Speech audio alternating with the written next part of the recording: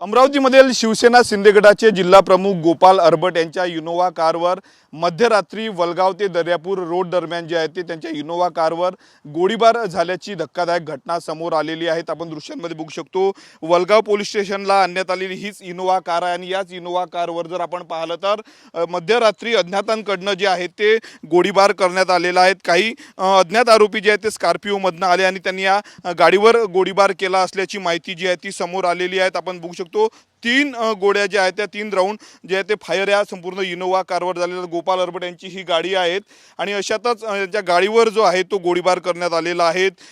या गोळीबाराच्या मागे नेमकं कोण आहे याची चौकशी आता सध्या पोलीस करत आहेत। दोन्ही डीसीपी जे आहेत ते या ठिकाणी वलगावच्या पोलीस स्टेशनमध्ये दाखल झालेले आहेत। दुसरीकडे जर आपण पाहिलं तर जिल्हा प्रमुख गोपाल अरबट आणि सोबतच शिवसेनेचे दुसरे जिल्हा प्रमुख अरुण पडोळे यांच्यामध्ये मागील काही दिवसांपासून जो आहे तो वाद सुरू आहे। त्यामुळे या संपूर्ण घटनेला या दोघांच्या वादाची काही किनार आहे का याचा तपास देखील पोलीस करणार आहेत। आपण बघू शकतो या ठिकाणी गाडीच्या काचा ज्या आहेत त्या फुटलेल्या आहेत। या ठिकाणी आपण निशाणी बघू शकतो गोळीची ही संपूर्ण निशाणी आहे। अशा पद्धतीनं जो आहे तो गोपाल अरबट यांच्या गाडीवर जो आहे तो गोळीबार करण्यात आला आहे। नेमकं या गोळीबारामागे कोण मुख्य सूत्रधार आहे त्याचा तपासही आता पोलीस करत आहेत। राजकीय श्रेयवादाची काही पार्श्वभूमी आहे का, वर्चस्वाची काही लढाई आहे का, याचं संपूर्ण परिस्थिती जी आहे ते पोलीस तपास करत आहेत। स्वतः गोपाल अरबट या ठिकाणी आहेत आणि सोबत शिवसेनेचे बाकी पदाधिकारी आहेत। मी तुम्हाला दाखवू शकतो शिवसेनेचे पदाधिकारी जे आहेत ते वलगावच्या पोलीस स्टेशनमध्ये दाखल झालेले आहेत। दोन्ही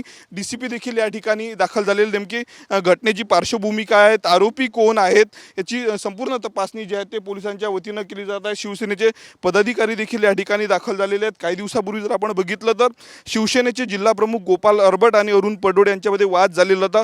प्रकरण पोलीस स्टेशनपर्यंत देखील गेलं होतं आणि त्यानंतर अशातच जर आपण पाहिलं तर मध्यरात्री ज्या पद्धतीनं गोपाल अरबट यांच्या इनोवा कारवर गोळीबार झाला त्यामुळे या घटनेमागं कोण आहेत, काय वादाची किनार आहे याचा तपास जे आहे ते आता पोलीस करत आहेत। कॅमेरामन अनिकेत दहातोंडेसह मी स्वप्नील उमप, TV9 मराठी, अमरावती।